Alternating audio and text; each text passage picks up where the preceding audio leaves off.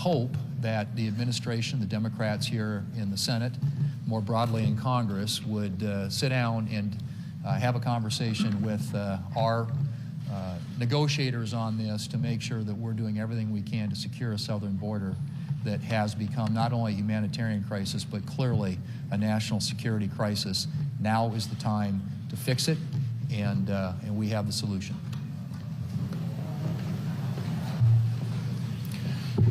Joe Biden has requested $100 billion in the name of national security. Joe Biden has failed the first test of national security. That's because national security starts with border security. And for Republicans, our line in the sand is the Rio Grande. Republicans in the Senate have outlined solutions, effective border policy solutions that will actually stop the flow. And the flow is a flood of illegal immigrants coming into this country. I fully support this proposal, and something like this needs to be included if there's actually going to be a deal. Without it, there is no deal. Now, Joe Biden has a different approach. He wants to throw a lot of money at the problem. Completely ineffective.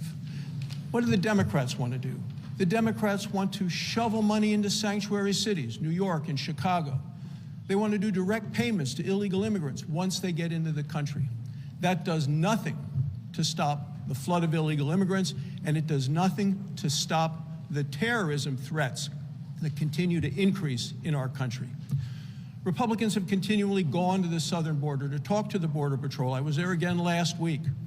They tell us Democrats never go to actually see what's happening at the border and never go to talk to the Border Patrol. Democrat senators so rarely go for any purpose, but when they do go, it's to make sure that there is comfort and quick release for illegal immigrants. Nothing to actually stop the flow. Criminals, terrorists are flocking to our border from all around the world. Smugglers bringing fentanyl into this country are responsible for a record number of American deaths. Republican core proposals, core measurement to stop the illegal immigrants coming across the country, into this country, have to be part of any national security bill. Otherwise, there will not be a national security bill. This past weekend, I was able to go to Arizona on a border trip. So I was able to go to Yuma and speak to the sheriff, to the mayor, to a number of the city councilmen, those that represented various sectors of the human services support systems that were in that local area. And what we heard from them was not only the national security risk that they are seeing at the border, they're also seeing the human impact to their own citizens in that community. The food pantries are completely overrun. The domestic violence shelters are filled with not women and children from that area, but from those migrants that have crossed into those communities. Other shelters for homeless are occupied by migrants that are coming across the border. So we heard devastating stories. The hospital administrator painted a picture where the beds are occupied by illegal migrants into the country, and women from that community that are having babies have to go an hour and a half away because there's no room for them at the hospital where they have paid into the system, paid into taxes. They don't get support from those local entities anymore. So we see all of these constituencies, those that have worked and grown up in the Yuma area, being forced out of their own local supports because migrants have come over and have taken over all of those areas. But while we were there, we went out on the border as well, and we were able to see sections of the wall that had been erected during the Trump presidency. We saw some different type of fencing that had been erected during the Biden presidency. And then we saw unused portions of border material. Okay, so this is material that could be used to build the border. Does anybody see any irony with this picture? So I was at the border. These are the unused sections. And what's surrounding the unused sections to build the wall? It's a fence. It's a fence to protect the unused materials. They're trying to keep people out. It's rather ironic that now we're protecting unused sections of the border wall, but this president is absolutely unwilling to protect our own nation. It is a matter of national security. So folks, let's take down this fencing so we can get to this fencing and finish the wall.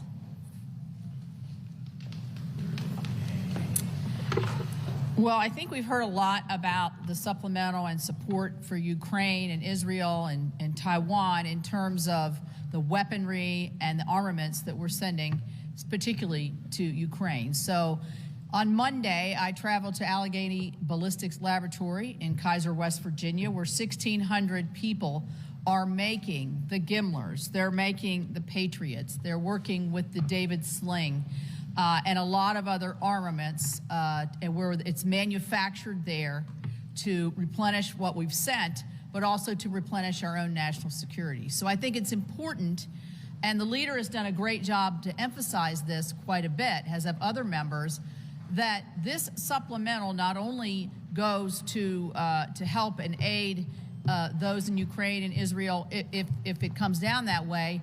The other major portion of it will be to replenish our own stockpiles, to replenish our own weapons. So I had the opportunity to see this firsthand, to see how they're ramping up. They began ramping up even a year ago, 2 years ago, built another site to be able to make more, make them quicker, make them more effectively, and make them be as high-tech as possible.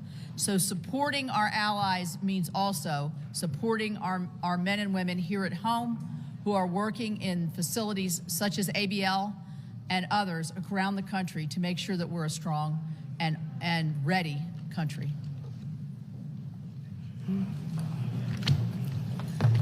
So the idea of a potential terror attack occurring in the United States no longer is just a what if, it is a when. With the war in the Middle East, emboldening violent extremists, and a wide open southern border, we are more and more vulnerable for attacks on our soil right here at home. New numbers just released from October from the southern border show that 1,300 people enter the United States from Cuba, Iran, North Korea, and Syria, all classified as sponsors for terror. That's an increase from 1,000 in September. In New York, authorities just 2 weeks ago arrested a man from Senegal who illegally crossed our southern border and is wanted for supporting terrorism.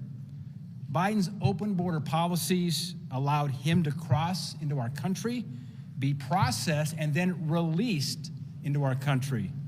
Thank God for our law enforcement who caught him and preempted this terror attack. And listen to this, just on Friday, a Jordanian man with a Palestinian passport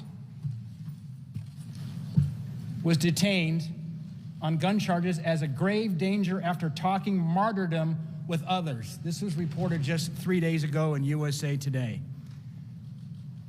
This individual was training with weapons and learning how to make explosives, and according to the charges from the judge, this was more than just talk. He was in contact with others who also share a radical mindset. Think what's happening in the Middle East can't happen right here? Think again.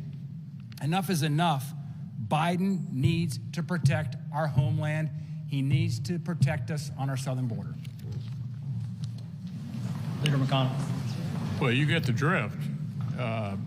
Border security needs to be a part of this package if it's going to move out of the Senate. Chad. Thank you. Leader McConnell, good afternoon. Just to be clear here, you're talking about border security and potentially Ukraine. I know you did not talk about that today. In the supplemental, are you for a clean CR next week, but putting this in a CR next week?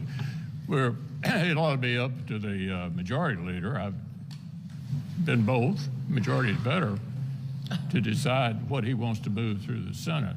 And beyond that, on the date issue, I assume the majority leader and the speaker will have to reach some kind of agreement on that.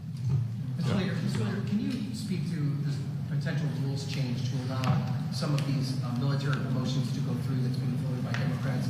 Do you support any sort of rules change to get through these promotions, to get through this impasse with Senator Tucker? We're having a meeting this afternoon at 3:30, Republicans, to discuss that dilemma, and I'll let you know how it comes out. Burgess. Would you want Israel aid to be attached to any continuing resolution at this point? Well, it certainly needs to be done soon. And I basically support the comprehensive approach. I don't buy the notion that this is not important in Asia. It is. The Prime Minister of Japan said if you want to send President Xi a message, beat Putin in Ukraine. But the point we want to make today, and I want to reinforce it because everybody knows how strongly I feel about helping Ukraine and Israel, the border needs to be a part of it if it's going to clear the Senate.